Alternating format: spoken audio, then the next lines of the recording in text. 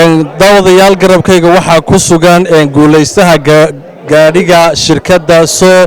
barnaamijka soo gasho oo guulayso waxaan weydiin doonaa bal dareenkiisa ku saabsan sida uu ku soo baxay iyo guusha ay ka gaadheen magaalada Burco ayaa kulay sidoo ogtiin ku guulaystay iyo Somaliland Workshop Company Mukhtaar ku soo dhawow oo caaw u gudoontay company-giina gaadhiga alxamdulillah marka hore ilaahay baa mahad leh mahadda weyn ilaahay baan siinaya runtii ilaahay ay kartay runtii inaan gaarigan aan ku guulaysto shirkaddu soo ay bixinaysay shirkadda soo wuxuu ka mid ahaa gaarigani abaalmarintii ugu weynayd ay bixinaysay ayay ahayd marka ilaahay baa igu soo beegay ma ahayn waxaan anigu aan doortay ma ahayn waxay shirkaddu ay doortay ma ahayn wax runtii layga tala geliyey ma ahayn galab baa layla soo hadlay shantii galabnimo waxaan lagu yidhi gaarigun baad haysaa oo gaarada ayaad ku guulaysatay waan u qaadan waayey sarbareys bay igu noqotay ilaa ay u kaliftay xitaa inaan habeenkii runtii aan seexan waayey oo 3 jeer aan u kacay runtii war gaarigu